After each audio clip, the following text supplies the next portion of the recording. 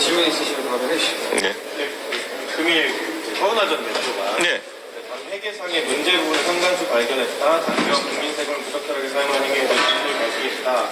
선관위 공익적으로 완료했다. 이렇게 언급을 했는데 어떤 내용인지 알고 계십니까? 전혀 모르죠. 구체적인 내용을 말을 안 하니까. 예, 왜냐하면 구체적인 내용이 있으면 또 반박이 이루어질 테니까 그거를 좀 뭐 두리뭉실하게 말씀하시는 것 같은데, 지금까지 뭐 본인이 말씀하신 내용도 들어보면은 뭐 연구비를 무슨 뭐 횡령했다부터 해서 여러 가지 의혹을 제기하고 계신데, 저희가 뭐라고 답해야 될지 모를 정도로 뭐 황당한 것들도 있습니다. 예를 들어 뭐 종편 패널 14명에게 무슨 뭐 돈을 줬다 이런 얘기 하는데 그런 적 없습니다. 그러니까 저희가 그리고 이준석이 14명의 무슨 연구자들을 이렇게 했다 그랬는데 그게 아니라 국회 사무처에서 그건 관리하는 겁니다. 그래서 본인에게 연구 보고서를 안 줬다 이런 얘기 하는데 국회 사무소에다 내는 겁니다. 원래 사무처에다가. 그러니까 이게 주장이 그냥 어떤 목적으로 하는 건지 모르겠어가지고 저희가 대응하기도 어려운 상황입니다. 네. 욕심 있으면. 네.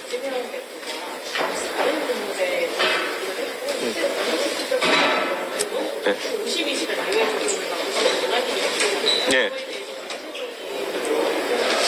보통 주 4일제가 거론되는 상황에서는 이것을 AI 시대에 대비하기 위한 일자리 나누기 측면에서 언급이 되는 경우도 있고 또 여러 가지 목적과 취지가 좀 다른 경우가 있습니다. 그런데 열어놓고 얘기해볼 만한 주제라는 생각은 하지만은 이게 강론으로 들어가면은 굉장히 치열한 주제일 겁니다. 예를 들어서 주 5일제 노동자가 주 4일제로 전환하면서 임금을 그대로 유지하자는 총액 임금을 유지하자는 주장인지 아니면 임금을 실질적으로 삭감하면서 거기에 적응해 나가자는 주장인지 이런 게 주장이 아직까지 명확하지 않고, 무엇보다도 노동자 입장에서는 이것을 선호할 수도 있겠지만은 자영업을 하시는 분들 입장에서는 거의 날벼락 같은 이야기로 들릴 수도 있는 겁니다.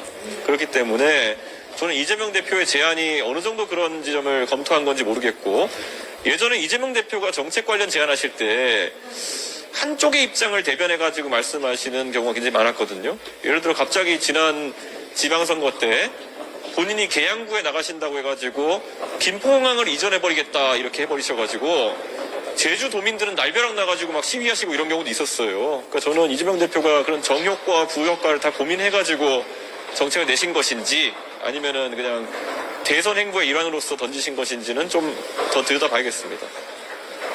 이재명 대표가 금일 교섭단체 대표 연설에서 국민소환제 언급도 했거든요. 네. 의원님께서 어떻게 생각하시는지. 국민소환제의 취지 자체는 많은 분들이 긍정적으로 평가할 겁니다. 그런데 국회의원이나 아니면 선출직 공짜 임기를 드는 이유도 명확한 것이 소신에 따라 활동을 하는 취지로 이제 되어 있는 거고요.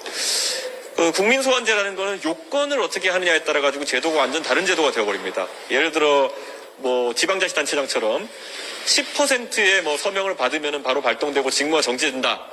이러면 제가 가장 먼저 예측할 수 있는 거는 이재명 대표 같이 국민적으로 호불호가 좀 존재하는 정치인 같은 경우에는 10% 서명받는 거 일도 아닐 거거든요. 그럼 이재명 대표 같은 분은 국회의원직을 수행하시면 상당 기간을 직무 정지 상태에 계셔야 될 것으로 예상되는데 그런 것들이 옳냐에 대해서는 저는 약간 이재명 대표가 검토가 잘 안 되었을 것 같다. 그래서 이제 그런 것들을 막기 위해서 기준을 또 퍼센트 올려버리면은 실질적으로 제도가 유명무실화되는 그런 경향성이 있거든요. 지금까지는 지방자치단체장에 대해 주민 소환을 진행할 때 지방자치단체장들은 일반적으로 기초단체장들은 인지도나 이런 것들이 좀 떨어지기 때문에 그 서명을 받는데 어려움이 있어가지고 아주 간헐적으로 이 제도가 발동되는 것인데, 이재명 대표 정도 되면 전국에 모르는 사람이 없기 때문에 막 이렇게 이슈화시키고 하면은 10% 금방 모으거든요. 그러니까 그런 부분에 대한 검토를 하셨는지 좀 궁금합니다. 지난주에 이제 사실상의 대선 출마 선언을 하신 이후에 네. 오늘 이 행사를 하신 건데 네. 다음에 아무래도 저희는 지금 정책 같은 것들을 계속 준비하면서 내부적으로 사전 작업을 많이 하고 있는 단계고요. 공개 행보들 같은 경우에도 조금씩 늘려나갈 것이고요. 지금 저는 제가 지난번에 홍대에서 기자회견하면서 규제 혁파라든지 연공서열 타파라든지 이런 좀 사회 개혁적인 부분에 대해 가지고 많은 메시지를 던져놨기 때문에 현장 행보는 아마 그런 것과 좀 닿아 있는 행보들을 할 것으로 지금 좀 예고할 수 있을 것 같습니다.